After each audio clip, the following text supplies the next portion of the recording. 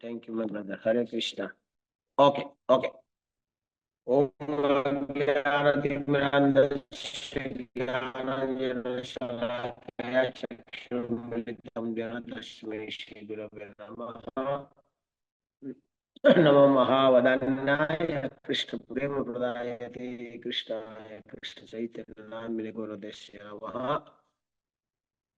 जय श्री कृष्ण चैतन्य प्रभु नित्यानंद श्री अद्वैत गदाधर शिवसदि गौर भक्त वृंद। हरे कृष्ण कृष्ण कृष्ण हरे हरे, हरे राम राम राम हरे हरे। भगवान श्री चैतन्य महाप्रभु की विशेष कृपा अनुकंपा है। इस कलियुग की प्रथम चरण में भगवान श्री चैतन्य महाप्रभु प्राकट्य हुए हैं और उनकी प्राकट्य की इसी कालाधि में हमें मनुष्य जन्म मिला है।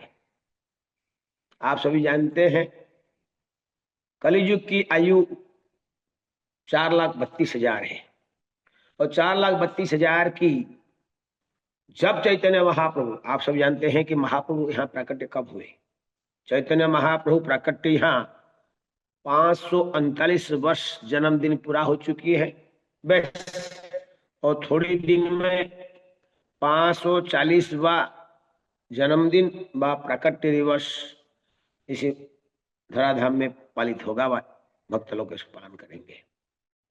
यानी 500 लगभग 540 वर्ष हो गया भगवान श्री चैतन्य महाप्रभु इसी कलियुग की एक नया युग की आरंभ किए हैं, इसको कहते हैं गोल्डन युग, सुवर्ण युग। हाँ, भगवान चैतन्य महाप्रभु एक नया युग की आरंभ किए कलियुग में, और सभी युगों में सभी युग बहुत ही उत्तम है, लेकिन कहा गया कि साधन कीर्तन के लिए कलियुग बहुत और सरल है। और कलियुग में जितनी सरलता से भगवान है कि नहीं, यही गोल्डन चांस है। गोल्डन चांस मीन्स और कुछ नहीं है, ये गोल्डन जो इरा है, युग है कि नहीं, जो अभी समय चल रहा है, जो गोल्डन समय चल रहा है वो एक एग्जैक्टली अभी चल रहा है। और उसी में फिर गोल्डन युग के बीच में 500 वर्ष पहले महाप्रभु आए, कई वैष्णव आए गए, लेकिन इसी गोल्डन इरा में एक महान सेनापति भक्त का श्रील प्रभुपाद जी के प्राकट्य हो गया। हम देखते हैं उसकी ज्वलंत उदाहरण है। 500 वर्ष पहले महाप्रभु ने भविष्यवाणी दी थी, पृथ्वी ते अक्षजत नगरादिग्राम सर्वत्र प्रचार भई में मरण। अब ध्यान से सुनिएगा, 500 वर्ष पहले ये भविष्यवाणी थी, लेकिन इस भविष्यवाणी पूरा करने के लिए कोई नहीं थे। मैं इसका अर्थ ये को मैं निंदा नहीं कर रहा हूँ बा उनको ब्लेम नहीं कर रहा हूँ कि कई आचार्य आए, भजन आनंदी आए, कीर्तनानंदी आए, गोष्ठियानंदी आए, तो क्यों नहीं हो पाई। लेकिन भगवान स्वयं वो सेनापति भक्त श्रील प्रभुपाद जी जब तक नहीं आते हैं, लड़ाई तब तो होती है जब कोई सेनापति हो। सेना तो बहुत रहता है, लेकिन सेनापति के बिना युद्ध नहीं होता है। तो सेनापति भक्त जब आए वो भी पूरा हुई। संपूर्ण विश्व में प्रभुपाद जी ने 14 बार भ्रमण किए 12 साल के अंदर में। गुरु महाराज जी बार बार कहते हैं जेठ परिव्राजक आचार्य, जेट में घूमने वाले ऐसे साधु परिव्राजक होते हैं। शंकराचार्य, रामानुचार्य, माधवाचार्य, बड़े बड़े संत महात्मा शिष्यों के साथ में भारतवर्ष में भिन्न भिन्न स्थान में प्रचार भ्रमण करते, जीवों के उद्धार करने के लिए विभिन्न प्रकार की सुंदर सेवाएं की। लेकिन Srila Prabhupada modern age, the कली युग की गोल्डन इरा व सुवर्ण युग का समय में स्वयं प्रभुपाद जैसे महान संत प्रकट हुए और संपूर्ण विश्व में इस कलियुग का सुवर्ण युग का गोल्डन चांस का शुभारंभ भान फोड़ दिया एकदम, है ना, निकाल दिए। तो वो प्रभुपाद महाराज की कृपा हम सबके ऊपर है। हम प्रभुपाद को देख नहीं पाए, जो ग्रैंड चिल्ड्रन है प्रभुपाद जी के। लेकिन हमारी समक्ष में ऐसे भी संत आज हैं जो प्रभुपाद से डायरेक्ट मिले, उनसे बातें किए। They talk with Maharaj Prabhupada, they walk with Prabhupada. जैसे हमारी गुरु महाराज जी है डायरेक्ट।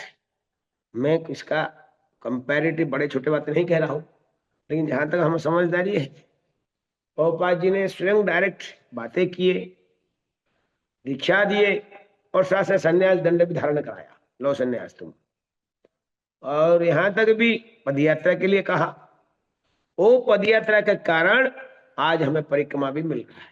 ध्यान रखिए भक्तगण, जो परिक्रमा है, ये परिक्रमा गुरु महाराज ने प्रारंभ किया। हाँ, ये परिक्रमा जो नवद्वीप मंडल परिक्रमा आज हम देख रहे हैं, गुरु महाराज कहते हैं 89 में शुरू हुआ। ब्रजमंडल परिक्रमा गुरु महाराज ने 87 में शुरू किए और 2 साल के बाद में तो फिर नवद्वीप मंडल परिक्रमा किए। बिगिनिंग में हम याद है परम पूज्य राधारमण महाराज जी से पूछते हैं कैसे परिक्रमा होता था।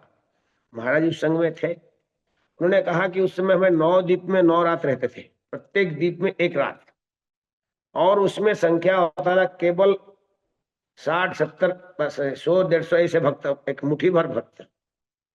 और क्रमशः वो आज संख्या बढ़ चुकी है, लगभग 8,000 भक्त, 10,000 भक्त पैदल चल रहे हैं।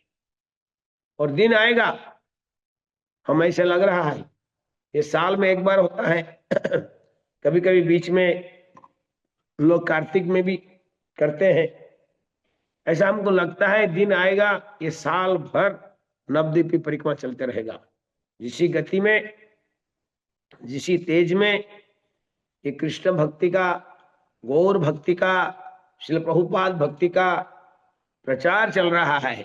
जो प्रभुपाद अनुग है, रूपानुग है, महाप्रभु की गौड़ीय है, ये सब इतनी तेजी से भक्ति की प्रचार चल रही है। हमारी कोई सुने सुने बातें नहीं है, देखी देखी बातें कह रहे हैं। हमें याद है 92 प्रथम परिक्रमा हमने यहाँ 94 में हाँ किए थे। हम 94 में यहाँ नवद्वीप मंडल परिक्रमा किए।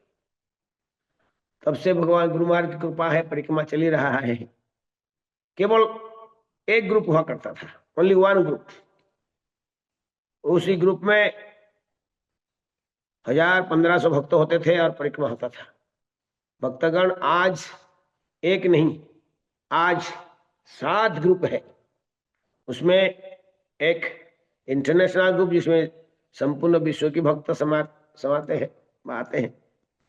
दूसरा ग्रुप है हिंदी ग्रुप, केवल जो हिंदी भाषी भक्त। तीसरा ग्रुप साउथ इंडियन ग्रुप, जो कि पूरा दक्षिण भारत की तेलुगु, तमिल, कन्नड़ा, केरली भक्त लोग एकत्र होते हैं। और सबसे बड़ा ग्रुप जो हमारी है वो है नामहट्ट का। नामहट्ट भारतवर्ष में नहीं, बंगाल में केवल इतनी धुआंधार प्रचार है, गांव गांव में, घर घर में हरिनाम की प्रचार करते हुए भक्तगण इतनी भक्तों की संख्या बढ़ा दिए हैं कि उनका हमारी एक ग्रुप में कैपेसिटी होता है मैक्सिमम 2000 भक्त एक कैंप साइड में रह सकते हैं। तो इसलिए उनका पहले एक ग्रुप रहा, लेकिन ओवरलोडेड हो गया तो उनको उसको 2 ग्रुप बनाना पड़ा, ग्रुप ए, ग्रुप बी। उसी तरह बंगाल की, बांग्लादेश के भक्तों को लेके दूसरा बंगाल की ग्रुप शुरू हुआ, जिसको कहते हैं गीता स्टडी कोर्स। उनकी भी ग्रुप ए पहले हुआ, फिर ग्रुप बी हुई। यानी आप समझ लीजिए 4 ग्रुप तो केवल बंगाल की है, 2 नामहट्ट की, 2 गीता, उसमें बंगाली भाषा में होता है। वो लगभग 2-2 हजार ग्रुप के होते हैं, वो 8,000 हो गए। और ये 3 पकड़िए, कम से कम 1,500 हजार के पकड़ते हैं, तो ये लगभग 12-13 हजार भक्त पैदल चल के परिक्रमा करने वाले हैं। और ये परिक्रमा आज अधिवास है, शुभारंभ है। आज कई वर्षों से केवल चैतन्य महाप्रभु की जो योग पीठ है, हमारे इस्कन मंदिर से लगभग 1 किलोमीटर वहीं जाते थे और वहीं दर्शन करके कथा कीर्तन करते हुए संकल्प लेके आया करते थे। लेकिन इस वर्ष कुछ नया मैनेजमेंट की ओर से कुछ नया रीति रिवाज व विधि या प्रस्ताव प्रेरित हुई है कि जिस तरह वृंदावन में पंचकोशी परिक्रमा होती है, ऐसे मायापुर में भी पंचकोशी परिक्रमा होती है। लेकिन जैसे मैं कहा ना, वृंदावन 5000 वर्ष पहले धाम की प्रकट हुई, तो वो बहुत आगे, मतलब वो क्या, वो फूल खिल चुका है। अब ये कली है, ये जो है आरंभ हुई है, ये फूल अभी खुली नहीं है। इसीलिए हर व्यक्ति मायापुर को नहीं जानता है, लेकिन दिन आएगा भक्तगण, हर व्यक्ति महाप्रभु को समझेगा, मायापुर धाम को समझेगा। और लाखों लोग का भी भीड़ हो रहा है, लाखों नहीं करोड़ों के लोग यहाँ भीड़ बनेंगे। प्रभुगण भक्तगण, मैं आपको ये ध्यान दिलाता हूँ, छोटी सी उदाहरण दिया कि हम 25-30 साल पहले केवल एक ग्रुप हुआ करता था जिसमें 1000-1500 भक्त होते थे। आज ये 30 साल में 12-13 हजार, पूरा पर्टिकुलर संख्या है, 12-13 हजार भक्तों की संख्या बढ़ चुका है, 10 गुना भक्त बढ़ चुका है। आप कल्पना कर सकते हैं 100 साल के बाद में क्या होगा, 200 साल के बाद में क्या होगा, है कि नहीं। और प्रभुपाद जी ने कहा ये जो गोल्डन एरा है, ये गोल्डन युग जो है, उसकी अवधि क्या है, 10,000 वर्ष है। ये जो कली युग के बीच में एक छोटा सा और एक युग है, उसको कहते हैं गोल्डन युग।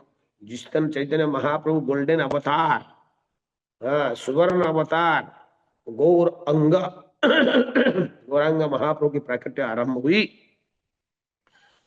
वो गौरांग महाप्रभु जिस दिन प्रकट है उस दिन से युग शुरू हो गया। और ये 10,000, प्रभुपाद जी कहते हैं ये 10,000 वर्ष तक चलते रहेगा, ये प्रभुपाद के वचन है। तो ये परिक्रमा शुरू कैसे हुई, क्यों हुई, क्या हुआ, मैं थोड़ी सी आपको भक्ति विनोद ठाकुर जी की नवद्वीप धाम महात्म्य में भगवान चैतन्य महाप्रभु यहाँ पर जन्म लिए। आप हिसाब करिए 540 वर्ष पहले जन्म लिए थे, और एज ऑफ 24 वो संन्यास लेकर जगन्नाथपुरी चले गए। यानी अभी 14 वर्ष, 514 वर्ष, 26 से 514 वर्ष पहले महाप्रभु यहाँ से संन्यास लेकर नवद्वीप धाम छोड़ के जगन्नाथपुरी चली गए। उस समय में भगवान नित्यानंद राम भी उनके साथ में थे, और उनके साथ जगन्नाथपुरी गए थे। लेकिन भगवान श्री चैतन्य महाप्रभु नित्यानंद से आदेश किया, रिक्वेस्ट किया कि मैं गौड़ देश में नहीं हूं, और मेरी बिना मेरी भक्तगण, मेरी विरह की वेदना होगा, कष्ट होगा, है नित्यानंद राम, तो मायापुर चली जाओ, और मायापुर में तुम प्रचार करो, गौड़ देश में प्रचार करो, जिसको आज हम बांग्लादेश कहते हैं। उस समय में पाकिस्तान, बांग्लादेश भी भारत के अंदर था। तो इसी प्रांत में गौड़ मंडल, तो यही नित्यानंद प्रभु प्रचार किए। जैसे कि महाराज परसों पानीहाटी में कह रहे थे, भगवान चैतन्य नित्यानंद प्रभु जगन्नाथपुरी से आए तो डिफरेंट स्थान में रहे, उसमें 3 महीना पानीहाटी में रहे हम बात कर रहे थे हम लोग। तो नित्यानंद प्रभु इस गौड़ देश की प्रचार कर रहे थे। हम सभी जानते हैं कि भगवान चैतन्य महाप्रभु राम के लिए गए थे, याद होगा राम के लिए, आज की मॉडर्न वर्ल्ड, मॉडर्न नेम जो है मालदा टाउन। तो राम के लिए में गए, राम के लिए में रूप गोस्वामी सनातन उसकी मुलाकात हुई। ये बड़ा विस्तीर्ण विस्तार वर्णन है शास्त्र में, आप देखेंगे क्या कैसे हुई। अंत में महाप्रभु की कृपा होने के बाद में रूप गोस्वामी और सनातन गोस्वामी, जो कि थे finance minister and the chief minister of the Hussain Shah, बताइए, इसलिए सड़ गोस्वामी शक में कहते हैं, हाँ, तुच्छवत, तुच्छ शेष मंडलपति श्रेणी तुच्छवत, अशेष मंडलपति, मंडलपति मतलब राजा, जैसे जीवन को उन्होंने तुच्छ तू, ऐसा कौन कह सकता है कि आप सोचिए आज हमारे यहाँ, हाँ, अमित शाह आ रहे हैं, हमारे इस्कॉन मायापुर में अमित शाह आ रहे हैं।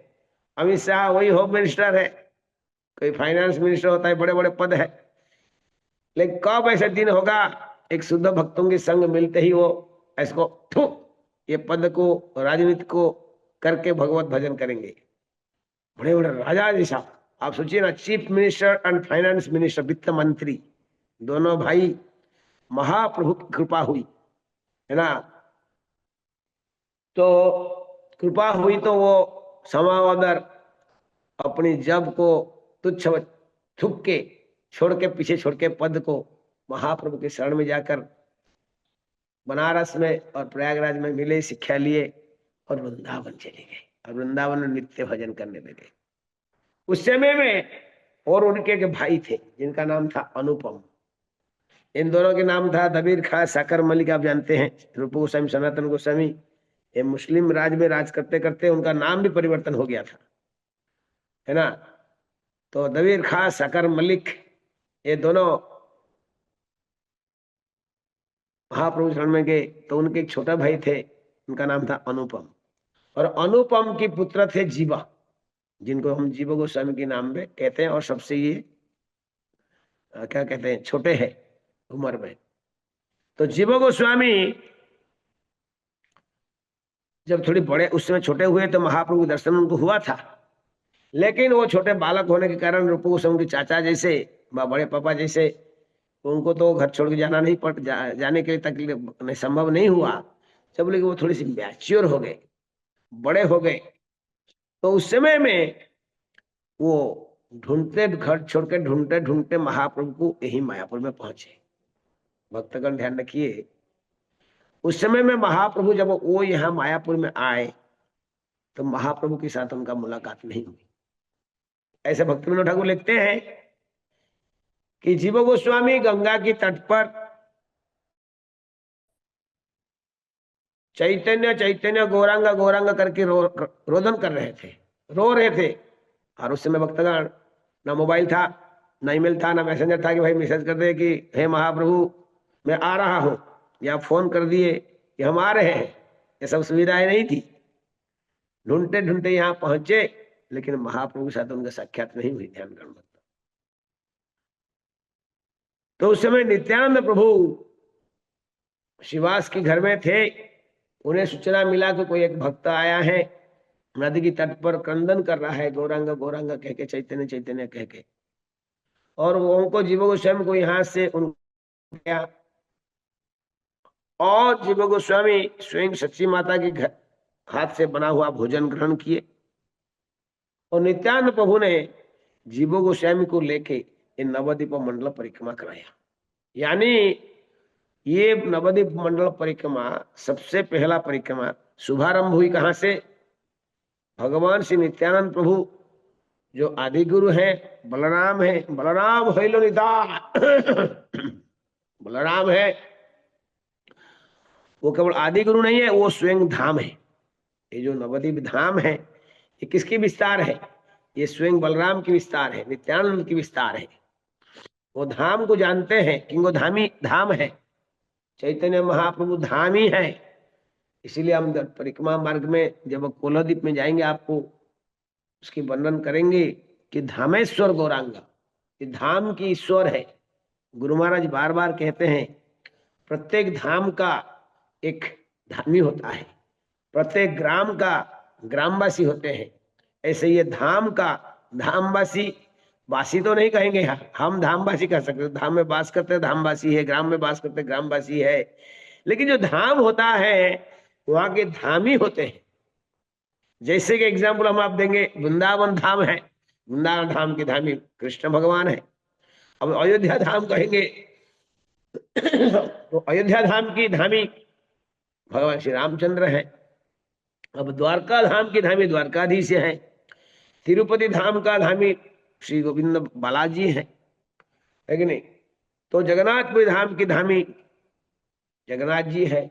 आप बद्रीनाथ धाम की कहेंगे तो बद्री विशाल जी है। तो ऐसे प्रत्येक धाम और धाम की जो मालिक, धाम की जो व्यक्ति, धाम की जो अधिष्ठाता देवी देवता, वो धामी है। तो ये धाम है, ये धाम तो निताई है, नित्यानंद है, लेकिन धाम का जो मूल पुरुष है वो धामेश्वर है, धामी है, वो है गौरांग महाप्रभु। तो जीव गोस्वामी की विरह वेदना को दूर करने के लिए भगवान श्री नित्यानंद प्रभु ने जो जहां जहां लीला, हमने जो परिक्रमा जाते हैं, परिक्रमा मार्ग है, किसी क्रम में जाते हैं, कहां कहां जाते हैं, उसी का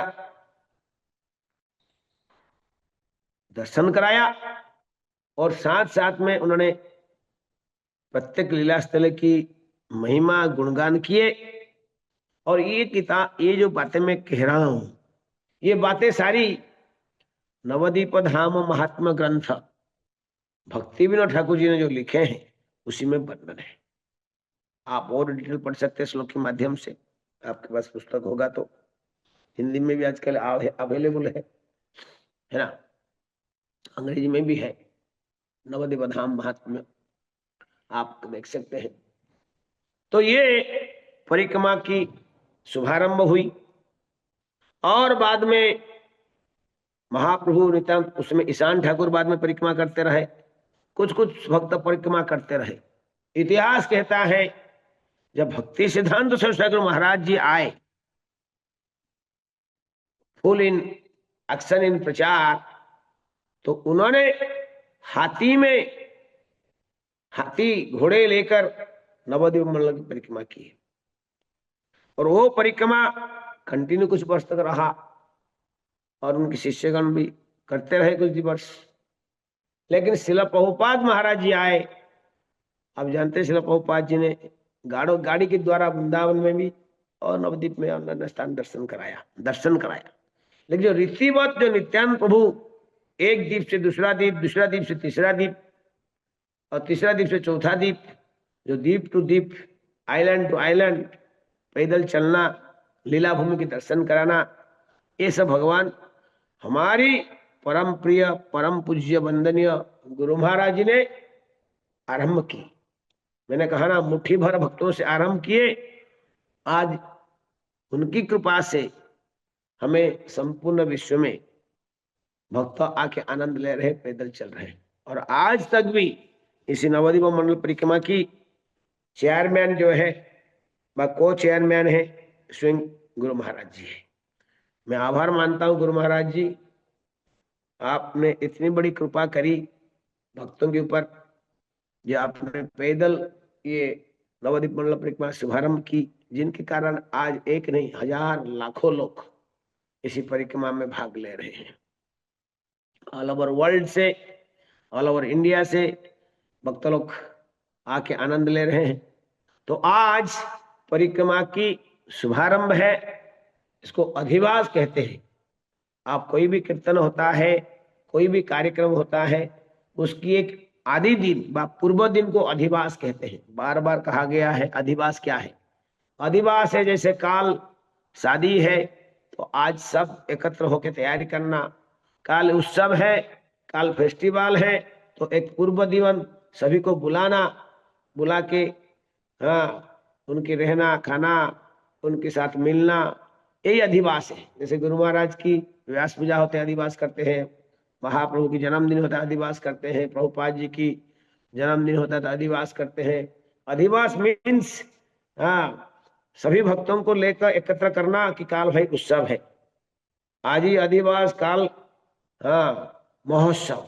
भजन गाते हैं ना, अनेक पुण्य फले आसिया वैष्णव मिले, है ना। अनेक पुण्य की फल है भक्तगण जो परिक्रमा इस माध्यम से, जूम के माध्यम से देख रहे हैं। मैं आपसे हाथ जोड़ के प्रणाम प्रार्थना करता हूं, समय मिले प्लान करें। कई भक्त लोग ऐसा कहते हैं भगवान की कृपा नहीं हो रहा है, कई कहते हैं जब डोरी लगेगा तब आएंगे। अरे डोरी लगेगा क्या, डोरी तो आप फेंको, डोरी फेंका हुआ है पकड़ने की तो प्रयास करो। एक किसी भक्त ने, कोई व्यक्ति ने कुआं में गिर रहे थे, बचाओ बचाओ बचाओ कह रहे थे। गांव के लोग रस्सी फेंक रहे थे और हाथ ऊपर करके बचाओ बचाओ करता। अरे वो कहते रस्सी पकड़ो, वो पकड़ नहीं था, बचाओ बचाओ कह रहा था। तो कैसे होगा?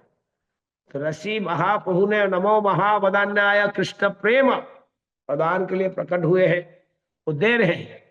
हमारे अंदर आलस्यता है, वो हमारे अंदर आलस्य के कारण हम अपने को सोचते हैं हम बिजी है, हम कैसे इतना 2 दिन 8 दिन के लिए कैसे जाएंगे परिक्रमा में। घर है, दुकान है, मकान है, व्यापार है, उसको छोड़ के हमें जाना मुश्किल है। ऐसा कुछ नहीं भक्तगण, मैं ऐसा नहीं चाहता हूं कहना कि शब्द भी अच्छा नहीं लगता है। आप सोचिए, कहीं वक्त कहीं बीमार पड़ जाते हैं, 2 4 5 दिन बिस्तर में लेटे रहते हैं, तो क्या आपके काम रुक जाता है? कुछ नहीं रुकता है। तो इसीलिए आप अपने जीवन काल में कभी भी, मैं जानता हूं कई भक्त आए हैं और विशेष करके हमारे पदयात्री भक्तगण सब आए हुए हैं, लेकिन आप सभी जो गृहस्थ भक्त हैं, एक 7 डेज का, 8 डेज का, 9 डेज का छुट्टी लेकर जरूर आइएगा, परिक्रमा करिएगा। तो ये आज परिक्रमा शुभारंभ जोगपीठ से शुरू होता है और आप सभी जानते हैं जोगपीठ, हाँ, जो इस्कन मंदिर से प्रभुपाद के भजन कुटीर गेट से शुभारंभ हुई है और धीरे धीरे भक्तगण एक समुद्र जैसा, हाँ, समुद्र से 10,000 भक्त, और कई भक्त आज अधिवास में नहीं पहुंच पाते हैं, तो काल कई भक्त आज पहुंचेंगे, क्योंकि काल से असली परिक्रमा शुरू है, आज अधिवास है, आज संकल्प लेना है इत्यादि जो रिचुअल्स होता है वो होगा। सुबह आज पंचकोशी परिक्रमा चल रहा है। पंचकोशी में आज परिक्रमा में क्या क्या स्थान है मैं आपको संक्षेप में बताता हूँ, काल फिर परिक्रमा शुरू करेंगे। सबसे पहले आएगा योगपीठ। योगपीठ मतलब, योग मतलब क्या होता है? जोड़ना। वियोग मतलब अलग करना। जहां भगवान अपनी गोलक के ना प्रेमाधन हरिनाम संकीर्तन, गोलक धाम से हरिनाम लेके जहां लैंडिंग किए, हाँ, फ्लाइट उड़ता है ऐसा, एक जगह से उड़ के जाता है दूसरी जगह में लैंडिंग करता, तो भगवान ऐसा लैंडिंग नहीं करते हैं। भगवान सीधे गोलक धाम से इसी स्थान पर अंतरद्वीप के अंदर, 9 द्वीप की बीच में जो है सेंटर, अष्ट दलीय कमल है। ये कैसा है? ये नवद्वीप धाम को कहा गया अष्ट, ऐसा ये 5 आप देख रहे, और 3 जाए, और 3, 1 2 3, अष्ट दलीय, तो 8 पंखुड़े हैं। ये कैसा है? एक 8 पंखुड़े वाले कमल फूल है, और बीच में जो कर्णिका है वो है अंतरद्वीप। अंतर, ये अंतरद्वीप में बीच में फिर योगपीठ व चैतन्य महाप्रभु का जन्म स्थान, हरिबो, वहां भगवान महाप्रभु प्रकट हुए। क्या लेके प्रकट हुए? ना प्रेम धन, गोलक का प्रेम धन, गोलक का जो प्रेम धन है वो लेके वहां प्रकट हुए, और खजाना उनका जो पिटारा है, वो जो उनके सिल पैक था, गोलक का प्रेम धन, इसी कलियुग में, इसलिए मैंने कहा ना ये कलियुग है, अत्यंत महत्वपूर्ण, अति भजन के लिए अति अच्छा है। साथ साथ में ये गोल्डन इरा में महाप्रभु लेके प्रकट हुए और गोल्डन युग शुरू हो गया, और महाप्रभु उसको वो जो प्याग, सिल प्याग कृष्ण प्रेम का जो पिटारा बाजो खान था, उसको उन्होंने खोल दिया। और ये प्रेम धीरे धीरे भारतवर्ष, और भारतवर्ष से संपूर्ण विश्व में इस प्रेम धन का वितरण भक्ति वेदांत श्रील प्रभुपाद जी किए हैं। और आज प्रभुपाद जी नहीं रहे आज, लेकिन उनकी जो शिष्यगण हैं, जो उनसे प्रेम धन प्राप्त किया है, उस प्रेम धन का वितरण कर रहे हैं। तो जगपीठ भगवान महाप्रभु की प्राकृतिक स्थान है, जहां 539 वर्ष पहले 40वां होने वाला है फाल्गुन पूर्णिमा। फाल्गुन पूर्णिमा तिथि में श्री सची माता की गर्भ से श्री जगन्नाथ मिश्र की घर में भगवान चैतन्य महाप्रभु का प्रकट हुआ। जब प्रकट हुए तो चैतन्य महाप्रकट होते ही उनकी अंग कांति गौर वर्ण था, सोने से तपा हुआ सोना जैसे था, इसलिए लोग उसका नाम रखे गौरांगा। वो नीम के पेड़ के नीचे छोटी सी घर था, इसीलिए उनका नाम बचपन से रखा गया निमाई। और उनकी मामाश्री नीलांबर चक्रवर्ती, सॉरी नानाश्री नीलांबर चक्रवर्ती नाना थे, विद्वान ब्राह्मण थे। वो उसकी कुंडली देखे और उन्हें कहा कि संपूर्ण जगत को भरण पोषण करेगा। इसका नाम रखा विश्वम्बरा, द्विज विश्वम्बरो द्विज बरो, समझे कि नहीं। तो ऐसे उनके नाम हुई। और ये भगवान चैतन्य महाप्रभु की जन्मस्थान, बाद में कभी कहेंगे कैसे प्रकट हुआ ना, कैसे इसकी पुनरुद्धार हुआ। वहां से हम चलते हैं तो भरद्वाज टीला, यहाँ भरद्वाज टीला, जहाँ भरद्वाज ऋषि ने भी आके यहाँ पर तपस्या व भजन की। वहां से हम आगे चलते, पैदल धीरे धीरे चलते हैं तो हम लगते हैं गंगानगर। ये गंगानगर, ये गंगानगर, ये महाप्रभु की, चैतन्य महाप्रभु की गंगाधर की टोली, जहाँ चैतन्य महाप्रभु पढ़ाई करते थे बचपन में। वहां टोली व पाठशाला था जहाँ महाप्रभु अध्ययन करते थे। वहां से आगे धीरे धीरे हम चलते हैं तो आएगा राजापुर। राजापुर जगन्नाथ मंदिर, जहाँ जगन्नाथ जी के स्वयं प्रकट हुए हैं, भगवान श्री जगन्नाथ जी जहाँ स्वयं प्रकट हुए हैं, वो जगन्नाथ जी मंदिर है। और वो सीमांत द्वीप आता है, जहाँ सीमांतिनी देवी का भजन स्थली है। और वहां से हम आगे बढ़ते हैं धीरे धीरे, बढ़ने के बाद में आता है मायामारी घाट। मायामारी, भगवान बलराम जी अपने भारतवर्ष भ्रमण समय में इसी नवद्वीप धाम में भी आए। और एक सुंदर नदी है जिसको जलंगी कहते हैं, भक्तिविनोद ठाकुर इसको सरस्वती के नाम पे कहते हैं। ये नदी के तट पर ये राक्षस बहुत बड़ी विशाल प्रकार की थी और सभी जीवात्मा को कष्ट दे रहा था, इसलिए वो राक्षस का नाम था माया। और आज इसको घाट का नाम है मायामारी घाट। तो बलराम जी ने उस माया नामक राक्षस को इसी नवद्वीप धाम में, अंतरद्वीप में, सरस्वती की नदी के तट पे वध किए थे, इसीलिए इसके स्थान का नाम हो गया मायामारी घाट। और मायामारी घाट को हम क्रॉस करके जलंगी नदी के किनारे तट पर धीरे धीरे धीरे धीरे प्रकार आगे बढ़ते हैं तो एक सुंदर स्थान आता है, इसको कहते हैं चैतन्य महाप्रभु और नित्यानंद प्रभु की मिलन स्थली। चैतन्य महाप्रभु और नित्यानंद प्रभु, आप जानते हैं भगवान चैतन्य महाप्रभु नंदन आचार्य का घर। ये नंदन आचार्य एक महान भक्त थे, जिनका नाम है नंदन आचार्य थे। वो मायापुर के निवासी थे, उनके घर यहाँ था। आप जानते हैं भगवान चैतन्य महाप्रभु जब प्रकट हुए, प्रकट होने के बाद में हरिनाम संकीर्तन शुरू किए। महाप्रभु नित्यानंद प्रभु उसकी पहले प्रकट होके वृंदावन में थे। और वृंदावन में थे वो नित्यानंद प्रभु जानते थे भी, ऐसे नहीं कि नहीं जानते थे, लेकिन वो सोच रहे थे कि हम मेरे प्रभु जो संकीर्तन मिशन है, जो धर्म के लिए आए हैं, धर्म संस्थापनार्थाय संभवामि जुगे जुगे, जिस धर्म के स्थापन के लिए आए हैं, वो जब शुरू कर शुभारंभ करेंगे संगो पंगद पार्षदम, है ना, संग पंगद पार्षदम, पार्षदों को लेकर जब शुभारंभ करेंगे तो फिर मैं आऊंगा। तो ये नंदनाचार्य के घर में आए। जब नंदनाचार्य घर में आए तो चैतन्य महाप्रभु सारी पार्षदों को लेके सेवा संगन में कीर्तन कर रहे, तो उन्होंने कहा कि कल रात में एक स्वप्न देखा। स्वप्न में देखा कि ताल ध्वज नामक एक विशाल सुंदर रथ में एक महापुरुष रथ में हमारे नवद्वीप धाम में आए, रथ में विराजमान होके। जाओ तुम ढूंढ को घर घर में जाओ, ढूंढो और निकाल।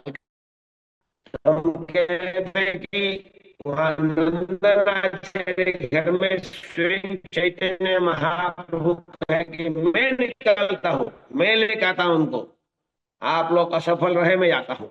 तो चैतन्य गए और गए और नित्यानंद प्रभु से मुलाकात हुई, गले मिले। वो प्रेम के अश्रुआ मिलने के बाद में आंखों से प्रेम के अश्रुआ बहने लगा और दोनों जमीन में गड़ने लगे और भक्त लोग जोर जोर से कीर्तन करने लगे। ऐसे भक्त लोग क्या कहने लगे, कहीं है ना राम और लक्ष्मण दोनों पुनः मिल रहे हैं, है ना, कृष्ण बलराम साथ में मिल रहे हैं। इस तरह की सुंदर भाव से वहां वर्णन है चैतन्य चरितामृत में। तो मिलन स्थान है, वहीं मिलन करने के बाद में हम लोग गंगा की नदी की तट पर आ चुके हैं और इस्कन मंदिर में पहुंचे। उस भजन कुटीर, जहां भजन कुटीर में आप देखते हैं विग्रह दर्शन करेंगे निताय गौर सुंदर, ये गुरु महाराज के द्वारा सेवित विग्रह है। जो विग्रह 1984, हाँ 1984 में शुरू हुई थी। चैतन्य महाप्रभु की 500 वर्ष शताब्दी, 500वां शताब्दी, 500वां जन्मदिन मनाने के लिए चैतन्य महाप्रभु 1486 में 1486 में फाल्गुन पूर्णिमा में जन्म हुए थे। अब 500 वर्ष पूरा हो रहा था, है ना, 1986 में पूरा हो रहा था। इसीलिए 1984 में द्वारका से पदयात्रा शुरू किए थे। पूरा जहां जहां चैतन्य महाभ्रमण करके आए वो यहीं आके पहुंचे थे। तो इस तरह की भगवान के जो निताई गौर सुंदर रथ में विराजमान होके आए थे, उसी प्रभुपाद के भजन कुटीर में आज भी सेवित पूजा पूजा हो रहा है। ये कितने कृपालु है गुरु महाराज जी, जो पदयात्रा विग्रह है। आप लोग मायापुर आते हैं, आए हैं, तो ये विग्रह को जरूर दर्शन करना। ये आज नहीं, अनेक दिन में रथ में विराजमान होकर आके मायापुर में बैठे हुए हैं पतितपावन निताई गौर सुंदर, उनको दर्शन कीजिएगा। तो इस तरह के आज अधिवास पंचकोशी परिक्रमा करते हुए शाम को आज हमारी मायापुर के माध्यम से देख सकते हैं कि किस तरह अधिवास होगा, संकल्प होगा। और आपको हम आशा करते हैं पद्मावली प्रभु की कृपा से ये जो 7 दिन परिक्रमा है, प्रत्येक दिन भिन्न भिन्न द्वीपों में कैसे जाते हैं, क्या क्या दर्शनीय स्थान है, क्या क्या लीला स्थली है, ये सब दर्शन कराएंगे पद्मावली प्रभु के माध्यम से। तो आप सबका भक्तों को बहुत बहुत धन्यवाद। बने रहिए। 7 दिन आपको हमें, जो ऑफलाइन कर रहे हैं तो अच्छा है, जो ऑफलाइन नहीं कर रहे हैं तो ये जूम के माध्यम से आप नवद्वीप की परिक्रमा कर पाएंगे। तो बहुत बहुत धन्यवाद। और पुनः मैं आभार मानता हूँ गुरु महाराज जी का, जिन्होंने परिक्रमा की शुभारंभ की। मैं पुनः आभार मानता हूँ श्रील प्रभुपाद जी का, जिन्होंने एक संस्था, सुंदर संस्था बनाया और ऐसे सेनापति भक्त कुछ सेनाओं को उन्होंने चुना। उसमें एक हमारे गुरु महाराज जी, कई सेना है। और काल जो पद्मावली प्रभु कह रहे थे, हमें वो एक्चुअली बहुत अच्छी लगा। संपूर्ण जगत देखा। हम कहते हैं विग्रह नहा तुम्हें साक्षात ब्रजेंद्र कुमार, विग्रह नहा तुम्हें साक्षात सचिर नंदन। और हम देखे विग्रह नहीं है, पित्तल का, अष्टधातु की नहीं है, जीवंत है। अद्यापि हाँ सही लीला करे गौर राय, कोनो कोनो भाग्यवान दिखी बार पाए। आज भी चैतन्य महाप्रभु की संकीर्तन लीला हो रहा है। पार्षद लोग उनके साथ कीर्तन कर रहे हैं और प्रेम अश्रुओं से उनकी कपड़े भीगा हो जाता है। और इसकी झलक कल हमें दर्शन हुआ, कई लोगों को हुआ, चर्चा चल रहा है। और एक बार जब भक्ति पुरुषोत्तम भक्ति चारू महाराज थे, वो भी ऐसे कीर्तन करते समय में दिखा गया था कि चैतन्य महाप्रभु की आंखों से अश्रुधारा बह रहे हैं। और काल हमें झलक दर्शन हुआ, जहां आंखों से अश्रुधारा आ रहा है। तो कौन कहता है कि अष्टधातु के विग्रह है? ये अष्टधातु विग्रह ना है, विग्रह न तुम्हें साक्षात सचिरानंदन। हाँ, भगवान स्वयं विग्रह नहीं, भगवान साक्षात भगवान चैतन्य महाप्रभु है, उनके पार्षद है। और ये सब उत्तम भक्त, हजार भक्तों के द्वारा जो कीर्तन हो रहा है, वो कीर्तन से वो प्रभावित है कि मेरी भक्तगण, हमारे भक्तगण कीर्तन कर रहे हैं हमारी प्रसन्नता के लिए। उसी प्रेम की कारण, भक्तों के प्रेम के कारण भगवान स्वयं प्रसन्न हो रहे हैं और प्रेम के अश्रु बह रहा है। ये हमारी सौभाग्य है। ऐसे शुद्ध भक्तों के संग में हम सानिध्य में भजन कर रहे हैं, कीर्तन कर रहे हैं। तो यहीं रहते हैं, विराम देते हैं। ठीक 7:30 हो गया है, विराम देते हैं। फिर हम बने रहेंगे काल परसों इत्यादि। मैं हूँ और कोई भक्त है, आपको ये सब लीला स्थल की दर्शन कराएंगे और लीला वर्णन करेंगे। श्री गौरांग महाप्रभु की जय, श्री प्रभुपाद की जय, श्री गुरुदेव की जय, श्री गौरांग महाप्रभु की जय, श्री मायापुर धाम की जय। Thank you so much.